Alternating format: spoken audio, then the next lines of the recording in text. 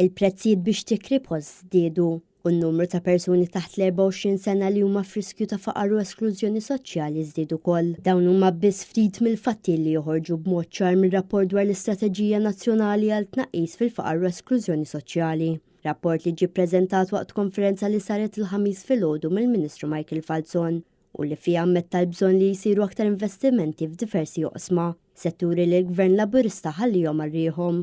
Rigward il-faqar fir-rapport issemma kif fl-2023 in-numru ta' persuni taħt 18-il sena li huma f'riskju ta' faqar u esklużjoni soċjali żdied 2.1% mis-sena 2022. Filwaqt li fl-istess perjodu żdiedu bi 3.3% l-persuni bejn 18-il sena sal-24 sena. In-numru ta' persuni bejn 18-il sena sa 64 sena li m'għandhomx xogħol ukoll qegħdin f'riskju żdiedu b'7.4%. Il-persuni li qegħdin jaħdmu iżda jinsabu f'riskju ta' faqar naqsu bi ftit fost l-irġiel, iżda żdiedu b'1.3% fost in-nisa. Ir-rapport kixef ukoll il-housing crisis li għaddejjin minnha f'pajjiżna.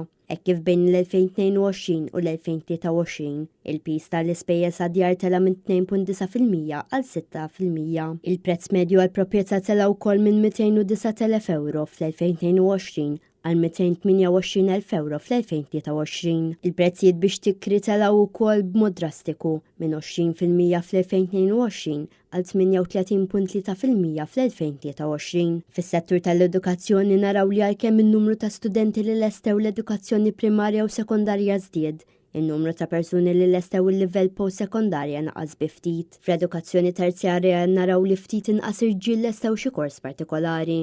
Aspetti ieħor li semma fir-rapport u dak dwar il-ħaddiema barranin f'Malta. Fil-fatt in-numru ta' barranin li ġej minn pajjiżi terzi żdied għal kważi 95,000 fl-2023 minn ftit iżjed minn 62,000 fl-2022.